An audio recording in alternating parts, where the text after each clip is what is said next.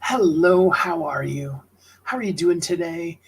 I hope today is finding you happy, safe, warm, and loved, that you know just how amazing you are, that you feel as incredible as you are. And I hope that you will do just like I'm going to right now. You'll take a minute, turn off your phone, and let's spend some time together really talking about your dream. I silenced my phone. I'm encouraging you to silence your phone so that we can go distraction free for the next little bit here and talk about your dream. What is holding your dream back? Why isn't it already there? Why isn't it real already? I mean, you felt it so strongly, didn't you? It was so apparent, so wonderful, so incredible. It was something you knew you had to do. And now, right? You feel that, don't you? It's just like, and now reality is set in. Now I don't really totally know what the dream even meant. Why did it come to me? Why did I have it so much if it wasn't ever going to come to pass? But I'm here to tell you today, oh dreamer, that dream is still very real. It's very much inside of you, and it is so much closer than you think it is. There is a leadership principle actually that says when you're going towards a worthwhile goal, there will be obstacles. Sometimes the obstacles are like what we cleared up here at the beginning, your phone ringing in the middle of doing something important. Sometimes the obstacles are our own mind patterns, things that we've been thinking for so long that we don't know how to break out of them. Sometimes our obstacles are other people in our lives. We really want to be something different, but the people that we've surrounded ourselves with, or the people that are in our lives, whether we want them there or not, I mean, it can go either way. Sometimes, it's just that way. We have people we work with, people that are in our family, things like that, that aren't really people we can control or totally get rid of. Now, there are times, and I've heard people do talks on ways that you have to divorce yourself from your birth family. That's a pretty extreme event, and most of us don't do it. Most of us are going to find a way to work with our family. Same thing's true at work. I mean, unless you want to quit your job, you have to continue to work with those people. It may also, in some cases, be true with clients. You bring on a client, you're so excited about it, and then you find out the truth about how working with them is. And you do what you need to do because you're powerful. I know you are. But sometimes that relationship isn't what you thought it was going to be or even hoped it was going to be. So there's those exterior influences too. And they come in and they bombard our heart, our soul, our life, our mind.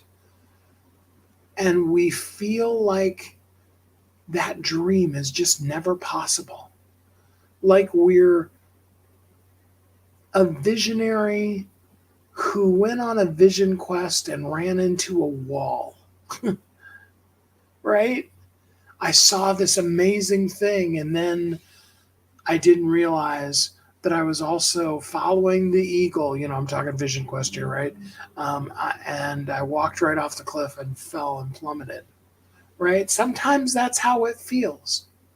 I want you to know that though that feeling is very valid and very true, that this is not the end of the story. You're here today because your dream still has a purpose. It still needs to be alive, to come alive powerfully within you, and to make the difference in the world that it was meant to make.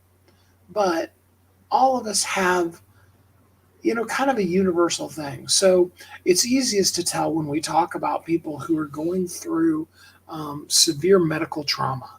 When you're first diagnosed with a particular diagnosis of some, one of those really scary diseases, right? The typical human nature is to repel, is to push back from everything and everyone and isolate, insulate, if you will, ourselves from the world. We begin to feel like we're the only one who has ever felt this before. And that isolation re-emphasizes that feeling because we're not in a group of like-minded people. Instead of when we're trying to lose weight or battle a particular disease or those kind of things, because a lot of times that initial response doesn't have us go out and begin to search for help and people that are going through the same thing. We find ourselves thinking that nobody else really understands. And it's often that other person. Sometimes it's the person who can say to us, I know exactly what you're feeling. I've been there, and this is what I found. Such a powerful way to be able to relate to people and really help them. Secondarily, is the person who never went through that, but has a gifting for helping people with that. It's amazing to me sometimes how the most unusual people are the ones that get tapped to help people with things that they have no real frame of reference from. Whether you're talking about, the guy that smuggled books into Eastern Europe during the time when, Bibles weren't allowed there. When you're talking about David Wilkerson, who came from the small town in the Midwest because he felt like he was supposed to go and minister to the gangs in downtown New York. Or maybe you talk about the pastor who never listened to rock music ever before in his life, but he saw the need and created the sanctuary churches, which was a refuge for all the kids that were coming to Jesus back in the days when Stryper was touring, especially those early tour days. There was no churches for them. And God tapped these people who had no frame of reference for these long-haired kids who loved to listen to hardcore rock and roll music. But he knew in his heart it was what he was supposed to do. And he had a love and a heart for them, something that was so badly missing.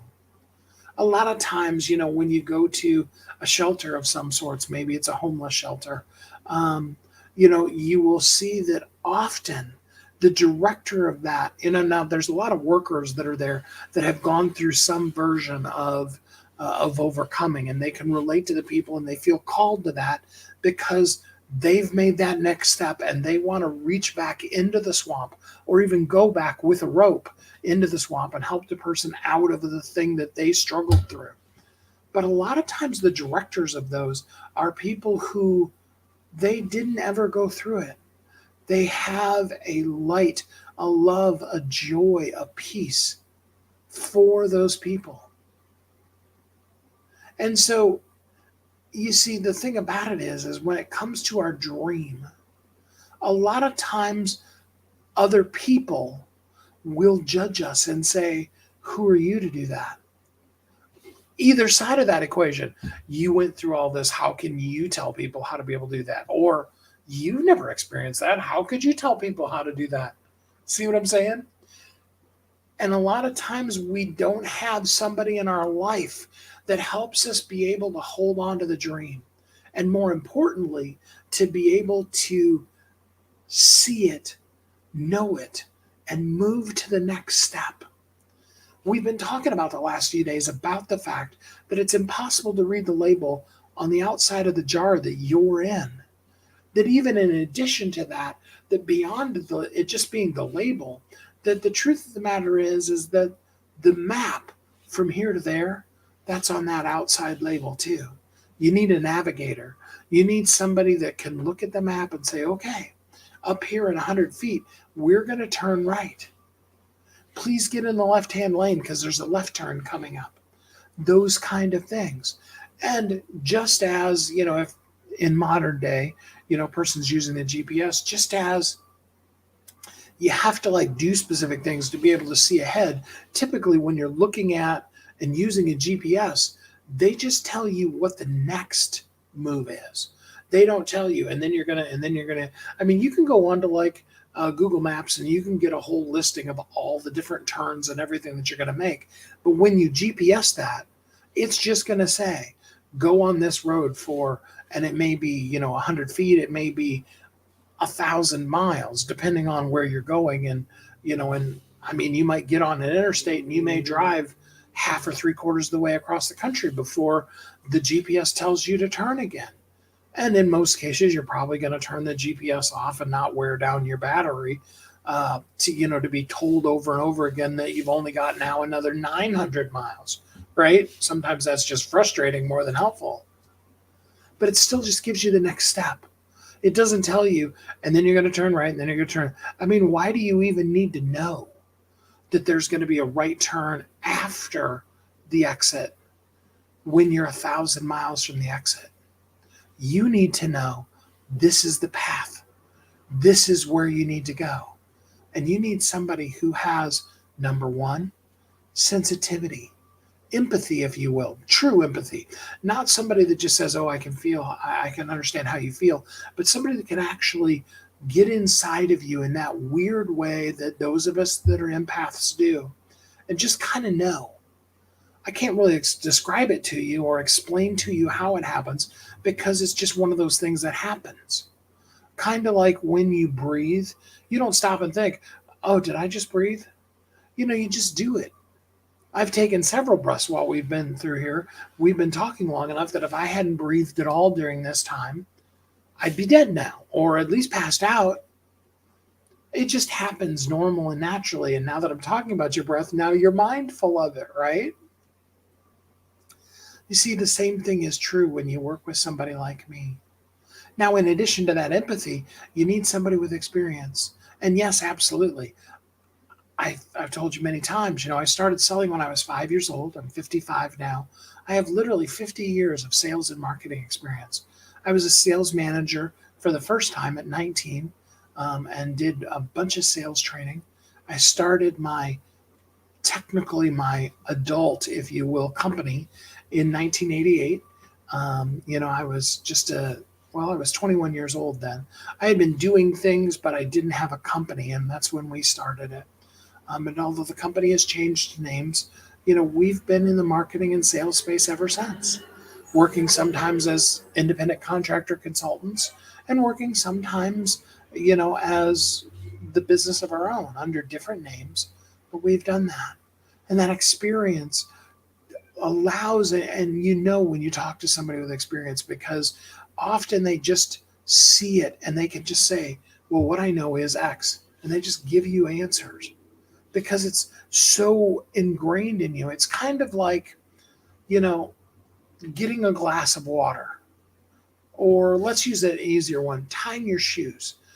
It's so fun to watch a child when they learn to tie their shoes because it's a struggle. They don't get it. They don't understand, and we talk about the what was the one in Big Daddy, that Adam Sandler, the whoop it, the swoop it, and the pole, or the rabbit in the hole, and I don't know any of those.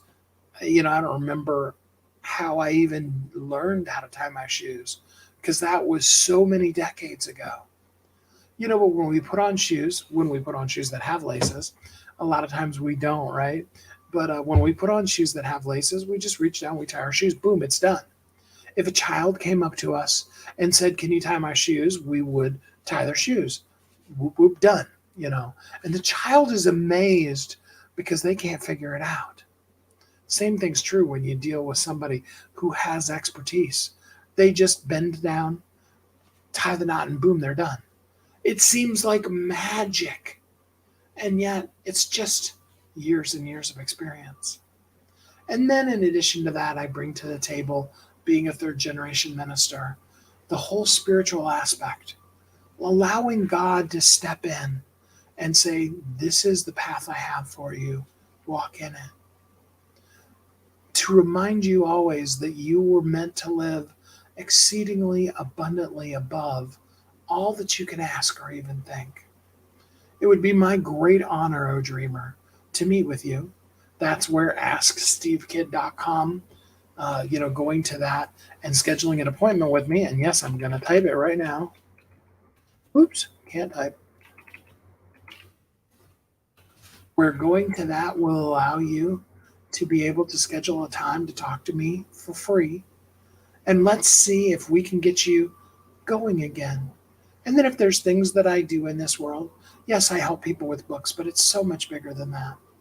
Books is really kind of like scratching the surface. I just scratched my desk here and I didn't make an imprint. In all this scratching, it's not making any difference to my desk. A lot of times books are like that. They're a powerful credential you absolutely need. But the things that I can do for you go so much further, so much deeper, and most importantly, they're the things that'll lead to the money. You need the bestseller credential because without it, you will never have the maximum revenue that you are meant to have. But there are so many other things you need to do, and you need a guide that can just simply come in and say, do this, try that, here's the things. Let's meet. Let's spend a few minutes together. Let's just talk and see what we can do because your dream is not being held back. It's right there. You could just reach out. And if you knew where it was, you could pull it back in and grasp it. Let's help you find that thing so that you can make the difference that you're meant to make in this world. You're amazing, oh dreamer. I love you. I'm so honored to know you, to be part of your life, and help you live your dream. In everything that you do, know that you're meant to live exceedingly, abundantly above all that you can ask or even think, to live a life thriving and truly free. Thanks for spending some time with me here today. I hope that you're happy, safe, warm, and loved. And then until we're together again next time, you'll have a great week.